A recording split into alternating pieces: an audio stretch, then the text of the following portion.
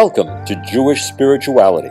Today's episode, Pathways to the Infinite, Jewish Mysticism in Daily Life. I'm your host, Professor Kenneth Hanson, and today we are diving deep into the timeless wisdom of Kabbalah and how it can transform the way we navigate our everyday lives. Jewish mysticism isn't just a path to understanding the cosmos. It's a practical guide for living with purpose, connection, and clarity. Today we're opening a secret door, a door you've passed 100 times without noticing. It's tucked away between prayer book and the pantry, between the mezuzah and the morning coffee. It's mysticism. It conjures up images of white-bearded Kabbalists scribbling secrets in candlelight, of ecstatic visions and angels whispering on mountaintops. But here's the twist. Jewish mysticism was never meant to stay locked in mountaintops or hidden in dusty scrolls. It was meant to breathe, to walk, to cook, to shop, to hold your hand, and to open your heart, even on a Tuesday. So let's journey together into a world where every action, yes, even tying your shoes, can be a spiritual experience. Buckle up, or better yet, wrap that tefillin. Think about it. In the mystical worldview, the world isn't just created by God. It's continuously being created. The 16th century Kabbalist Isaac Luria, also known as the Ari, taught that God's infinite light once filled everything. But to make space for creation, that light contracted. This cosmic withdrawal is called tzimtzum. Wasn't abandonment, it was invitation. The vessels meant to contain that light shattered. Yes, even in the divine realm, things break. And according to Luria, our job, yours and mine, is to gather the shards. It's called tikkun, or repair. And it happens not just through prayer, but through how you eat, how you speak, how you live. The Baal Shem Tov, who founded Hasidism, took this even further. He said that every object, every moment, has a spark of holiness trapped inside. And by engaging with it consciously, joyfully, and gratefully, you liberate that spark. So the next time you slice an apple, know this. According to the mystics, if you eat with awareness, in Hebrew it's called kavanah, if you bless with intention and elevate the moment, you're participating in cosmic repair. You're not just making a snack, you're actually mending the world. So let's get practical. You wake up. Before you scroll your phone or grumble about the alarm, there's a small ancient whisper waiting. Modeh ani lefanecha. I thank you, living and eternal King, for returning my soul. That's not just gratitude, it's metaphysics. The mystics saw sleep as a taste of death, a night journey of the soul to the higher realms. During sleep, your soul ascends, leaving behind a trace of impurity. So waking up isn't just starting the day, it's resurrection, it's reunion. And then comes netilat yadayim. That's the ritual washing of hands, not for germs, for spirit. The mystics taught that sleep leaves behind a residue of impurity, sort of a spiritual sludge, if you will. So washing the hands symbolically banishes the clinging shadows of the night. It prepares you for a day of sacred encounter. Even brushing your teeth becomes sacred when you realize you're clearing the path for holy speech. Everything physical reflects something spiritual. And don't forget the daily morning blessings. The mystics teach that each blessing unlocks a different gate of divine energy. One opens up clarity, another awakens compassion, another courage. Think of it like tuning an instrument.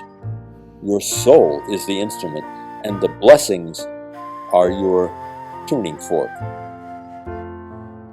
You're standing in a line at the grocery store. You forgot your list. Your phone's at only 3%, and someone just cut you off in the kosher cheese aisle.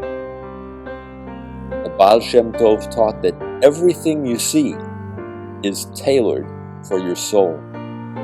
That annoying person in line, they're a spiritual mirror. That coincidence? Not random. It's divine choreography.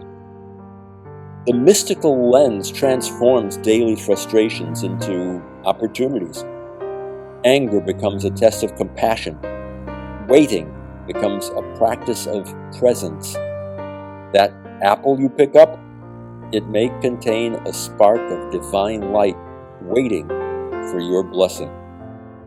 We're not just shopping, we're navigating the cosmic symphony.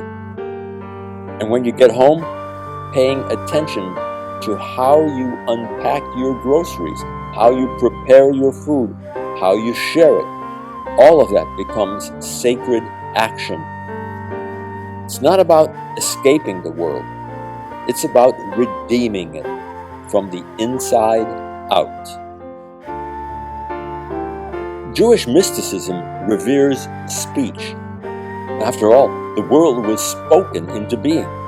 Let there be light. And boom, cosmic Big Bang.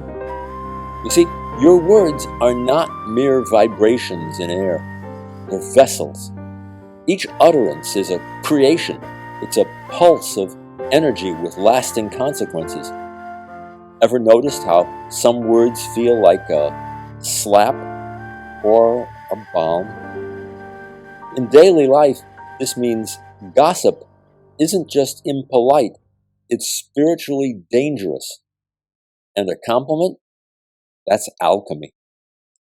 Even blessings, so easy to rattle off, are mystical tools. When you say Baruch Atah Adonai, you're not just thanking God. You're drawing divine energy down into the world. Sort of like spiritual Wi-Fi. You're making the invisible visible. In prayers, the mystics teach that every sincere prayer, even if mumbled or flawed, ascends to the heavens, kind of like incense. But the catch is kavanah, intention. See, without intention, the words are like a body without a soul. So, speak with care, because each word builds your inner world. And speaking of the inner world, let's consider the Sabbath, the Shabbat. Nowhere is Jewish mysticism more vividly experienced than on Shabbat. The Zohar calls it a taste of the world to come.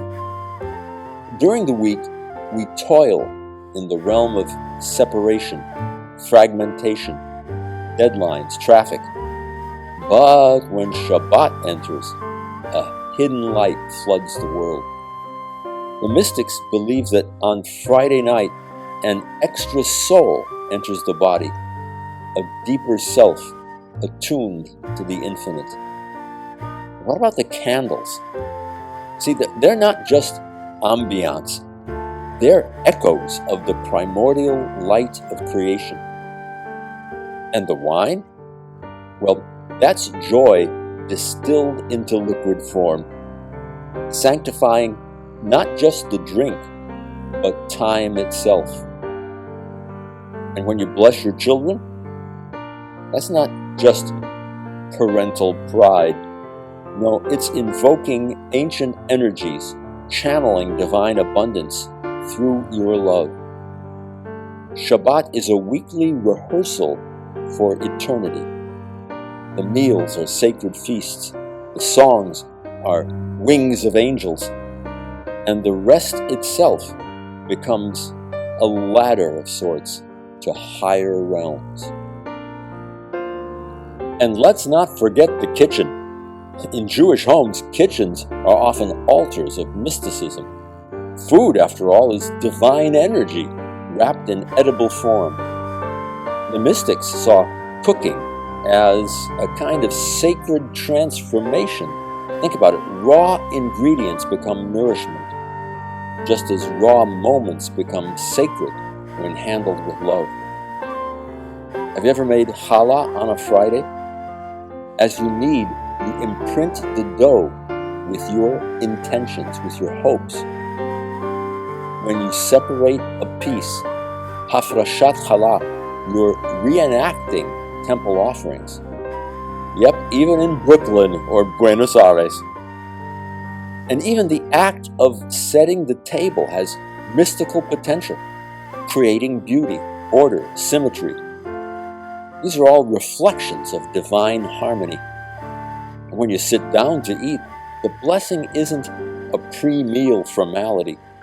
It's a key that unlocks the divine spark in every bite. Eating becomes communion. In mysticism, there's no such thing as a mundane moment. Isn't that a beautiful thought? The divine is really in the details. One of the most beautiful ideas in Jewish mysticism is that God dwells not in the thunder, but in the whisper. Not in grand miracles, but in the subtle. Da lifnei mi ata omed. Know before whom you stand, reads the plaque in many synagogues. But the mystics would say, that's also your kitchen, your office, your hallway. Every moment is a mikdash me'at, a miniature sanctuary. What about the tzitzit? Reminders that the sacred is woven into fabric. And the mezuzah, well, that's a portal between the profane and the holy. Every doorway a chance to pause and reset. Even silence, say the mystics, contains hidden teachings. When you listen, when you truly listen, you hear what words cannot express. That's where revelation hides. You don't need to climb a mountain to touch the infinite. Sometimes you just need to pause and notice. So, where do we go from here? Well, we go back into our lives. Into laundry, into laughter, into texts and traffic and tacos. But now we walk differently. We bless more. We notice more. We speak with care. We remember that every act, no matter how ordinary, can be a brush with the divine. Jewish mysticism isn't a hidden scroll. Nope, it's a way of seeing, a way of being, a way of turning your kitchen table into a Sinai, your coffee into a communion, your sighs into sacred songs. So this week, may you walk gently. May you see sparks in soup pots, angels in airports, and pathways to the infinite right under your feet. So until next time, keep seeking, keep blessing, and keep discovering the holy that's hiding in plain sight.